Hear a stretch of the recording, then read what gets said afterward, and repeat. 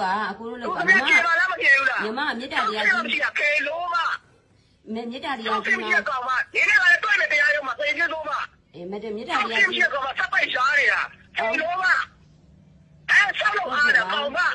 ဒီနေ့တော့လို့ခါလိုက်ပါလားခေလို့ပါရဲ့ဟုတ်ကဲ့ပါကောင်မဟုတ်ကဲ့ပါလာအောင်တကယ်မမခိုင်နေဝေးပေးနာမှာနေရဲ့အကူကတကယ်စင်နှဲရှိရလို့ထင်တာပါအဲ့လိုမျိုးကြီးပြောရမှာကောင်းပါဘူးမရှိတာခေလို့ပါရဲ့ဒီလိုစောက်သိမရှိကောင်မငါတော့စောက်သိရှိကြလားခေလို့ကနေတော့တရားရုံးမှာတွေ့မယ်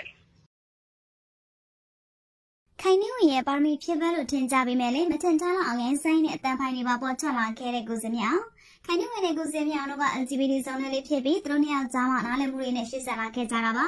ခိုင်နေဝင်ရဲ့ဘေးမှာကိုစင်မြောင်ကိုမကြာခဏတွေ့ရလေးရှိပြီးတယောက်နဲ့တယောက်အရန်ချစ်ကြသလိုခိုင်နေဝင်ရဲ့ပရိုဟိတအလုပ်တွေကိုလည်းမကြာခဏလုပ်ကိုလေးရှိပါတယ်ကိုစင်မြောင်ကမျိုးသားတယောက်မဟုတ်ပဲဂျုံမိုင်းတယောက်ဖြစ်ပေမဲ့ယောက်ျားတယောက်လိုအားကိုးရတဲ့အကြောင်းပရိုဟိတအလုပ်တွေအနုပညာအလုပ်တွေနဲ့အချိန်မအားတဲ့ခိုင်နေဝင်ကိုနားလည်မှုပေးတဲ့အကြောင်းထုတ်ပြောတတ်တဲ့သူဖြစ်ပါတယ်ခိုင်နေဝင်ကကလေးတွေကိုထင်ရင်လည်းမကြိုက်သလိုကိုစင်မြောင်ကိုထင်ရင်လည်းမကြိုက်ပါဘူးကိုစင်မြောင်ကစီဝဲသမားတယောက်ဖြစ်ပြီးဘေးနားကနေကိုကြီးပေးနေလို့ပါရမီဖြစ်ဘက်ကောင်းလို့ထင်ကြပါတယ်ဒါပေမဲ့တရက်ပိုင်းအတွင်းမှာတော့ခိုင်နေဝင်ရဲ့ခမုန်းတဲ့နဲ့ပတ်သက်ပြီးရိုင်းဆိုင်တဲ့အတန်ဖိုင်တွေပါပေါ်ထွက်လာခဲ့တာကြောင့်အားလုံးကအံ့ဩနေကြရပါတယ်ဒီအကြောင်းတွေကိုတော့ပန်းလာရောင်ဆိုတဲ့တရုတ်ဆောင်တယောက်ကဖော်ထုတ်လာခဲ့ပြီးဟန်ဆောင်ထားတဲ့မျက်နှာဖုံးတွေကွာကြလာခဲ့ပါတယ်ပန်းလာရောင်ကအေရီတိုင်းမှာအေးဘေးကိုညီတို့ကခိုင်နေဝင်ရဲ့လက်ကိုကင်ပြီးတော့ဆူတောင်းပေးခဲ့ပူပါတယ်ခိုင်နေဝင်ကိုဒီထက်မကအောင်မြင်စေဖို့အတွက်စီဒနာနဲ့ဆူတောင်းပေးပြီးကမ္ဘာကျော်ပရိုဟိတမျိုးသမီးကြီးဖြစ်ပါစေလို့လည်းပန်ဝင်သွားခဲ့ပါတယ်အဲ့ဒီဗီဒီယိုလေးကိုတော့ပန်းလာရောင်ကသူ့ရဲ့အကောင့်မှာတင်လိုက်ပါတယ်တင်လိုက်တာကလည်းခိုင်နေဝင်ကိုလေးစားတာကြောင့်ဖြစ်ပေမဲ့ခိုင်နေဝင်ရဲ့အမျိုးသားဖြစ်တဲ့ကိုစင်မြောင်ကတော့မမရင်ရိုင်းနေဆဲဆိုသွားခဲ့ပါတယ်ပန်းလာရောင်ကခိုင်နေဝင်ရဲ့လက်ကိုကင်ပြီးတော့ဆူတောင်းပေးနေတဲ့ဗီဒီယိုဖိုင်က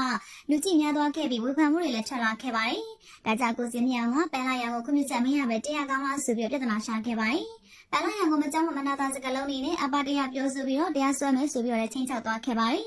ခိုင်နေဝင်ရဲ့အမျိုးသားကိုစင်မြောင်ကိုအားလုံးကနားလည်ပေးတဲ့သူအဖြစ်ထင်ထားပေမဲ့လည်းဒီလောက်ထိရန်ဆိုင်လိမ့်မယ်လို့တော့မထင်ထားခဲ့ကြပါဘူးတခါမှမကြားဘူးတဲ့အစဲစကလုံးလေးကိုတန်းစီပြီးတော့ပြောသွားခဲ့ပြီးတရားစွဲမယ်ဆိုတဲ့စကားနဲ့ပြောသွားပေမဲ့ပန်းလာရောင်ကတော့ကောင်းကောင်းမွန်မွန်ကြုံရန်ခဲ့ပါတယ်ပန်းလာရောင်ကကိုစင်မြောင်ကိုတရားစွဲဖို့စိတ်ကူးရှိပေမဲ့ဖုံဖုံကတော့သူ့အကုသိုလ်နဲ့သူသွားလိမ့်မယ်လို့ပြောတာကြောင့်တရားမစွဲဖြစ်တော့ပါဘူးခိုင်နေရဲ့အမျိုးသားကိုစင်မြောင်ဆက်ဆူထားတဲ့အတိုင်းကိုပန်းလာရောင်ကတင်မိထားပြီးသူတို့နဲ့မျက်နှာဖုံးကိုခွာချလိုက်ပါတော့တယ်ကလေးများစွာကိုမွေးစားထားပေမဲ့သူတို့ရဲ့ပြောဆိုတွေကတော့နားထဲမှာမကြားရလောက်အောင်ရိုင်းဆိုင်နေပြီးဒီလိုစိတ်ထားနဲ့ဘလို့များပရိုဟိတတွေလုပ်နေလဲဆိုတာမေးစရာဖြစ်လာခဲ့ပါတယ်ကလေးတွေကိုလိမ်မာရင်ကျင်းအောင်တင် जा ပေးရမှာဖြစ်ပေမဲ့အရင်ရင်စိတ်နဲ့တာဖိုင်ကပေါ်ထွက်လာခဲ့တာဖြစ်ပြီးကင်မရာနောက်ကွယ်မှာဒီလိုအကျင့်တွေရှိပါလားဆိုတာအားလုံးကသိသွားကြပါတော့တယ်ပန်းလာရောင်ကတော့ခိုင်နေရဲ့ဘေးမှာရှိတဲ့သူရဲ့ကြောက်စရာမျက်နှာဖုံးအကြောင်းကိုအားလုံးသိအောင်ပြောပြလိုက်ကြပါခိုင်နေကလည်းရှိမှလည်းငွေသိန်း30ကိစ္စနဲ့နာမည်ပြတ်နေရပြီးသူ့နောက်မှာရှိတဲ့လူတွေကလည်းတစိမ့်တစ်ပိုင်းပေါင်းနေတယ်ဆိုတာကိုဖော်ပြချင်တာဖြစ်ပါတယ်အရင်ကတော့ခိုင်နေကသူ့ရဲ့အမျိုးသားကိုစင်မြောင်ရဲ့ကောင်းကြောင်းလေးကိုမကြာခဏအမွှန်းတင်ပြီးတော့ပြောလို့ရှိပါတယ်ဒီဟာကကလေးတွေကတာသမီအရင်မဟုတ်ပေမဲ့ကိုစင်မြောင်ကချစ်ပေးလို့ရှိပြီးအမျိုးသားတယောက်မဟုတ်ပေမဲ့ချစ်ချင်းမြတ်တာတွေပေးနိုင်တာကြောင့်သူ့အတွက်လက်တွဲဖို့ကောင်းဆိုပြီးပြောခဲ့သူပါအခုတော့ခိုင်နေရဲ့အမျိုးသားကိုစင်မြောင်ကပရိုဟိတမိခင်ကြီးရဲ့ပါရမီဖြစ်နေပြီးမတင်ထားလောက်ရိုင်းဆိုင်နေတာကိုအားလုံးသိသွားကြပါတော့တယ်အမျိုးသားတယောက်မဟုတ်ပေမဲ့အမျိုးသားတွေတော့မပြောရတဲ့ဆဲစကလုံးမျိုးစုံကိုပြောနေတတ်တာကြောင့်ခိုင်နေရဲ့ဘလို့ဖြစ်ရှင်းအောင်လဲဆိုတာကိုလည်းသိချင်နေကြပါတယ်ပရိုဟိတမိခင်ကြီးရဲ့ပါရမီဖြစ်ဆိုပြီးဟန်ဆောင်ကောင်းနေပေမဲ့မျက်နှာဖုံးတွေကွာကျလာတဲ့ခိုင်နေရဲ့မျိုးသားအပေါ်ပြည်သူကြီးရဲ့အမြင်ကိုလည်းပြပြပေးခဲ့ကြပါဦးကြည့်ရှုအားပေးခဲ့ကြတဲ့အတွက်လည်းကျေးဇူးတင်ပါတယ်ရှင်